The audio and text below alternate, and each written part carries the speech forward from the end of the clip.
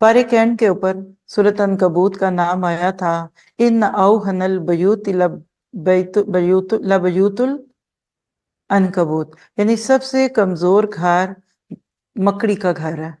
आज के दौर में जो एक लफ्ज है वेबसाइट, उसको अगर सामने रखे तो ये वेब क्या है? जाला है।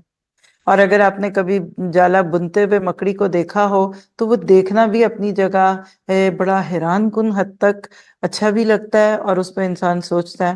तो हमने देखा था कि जैसे मकड़ी के जाले किसी को सहारे नहीं देते, इसी तरह गैर अल्लाह के सहारे भी बेएतबार हैं।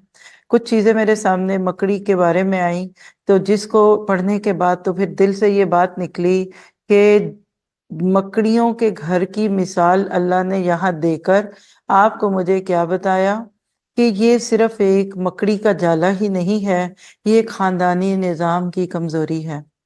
मकड़ी के बारे में जो फिगर्स एंड फैक्ट्स हैं, इस वक्त उनकी पूरी गुंजाइश तो नहीं कि हम उस पर बात करें, लेकिन उसमें दो तीन चीजें जरूरी हैं आज के मुआशरे में जो हो रहा है, या फिर आने वाले अदवार में जो आगे एक्सपेक्टेड है, उसको सामने रखते हुए। तो उससे आपको मुझे खास तौर पे फिर इसमें ये मिल जाएगा कि हमें अपने बच्चों को क्या बताना है। अगला ये जो पारा आ रहा है ना, इस सारे पारे के अंदर आप देखेंगे कि फैमिली सेटअप है। अभी मैं इसका आपको टाइटल दूंगी तो आप खुद भी समझेंगे। तो मादा मकड़ी बच्चे देने के बाद बच्चों के बाप को कत्ल करके घर से बाहर फेंक देती है।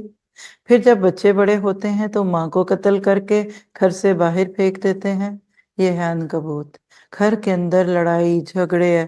तो मकड़ी का घर जाहरी तौर पर भी कमजोर है, मानवी तौर पर खाना जंगी और दुश्मनियां हैं, और फितने भी मकड़ी की जाल की तरह पेचीदा होते हैं।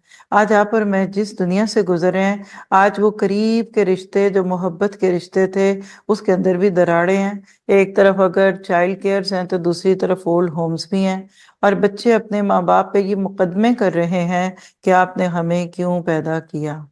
ये फ्रस्ट्रेशन की हद है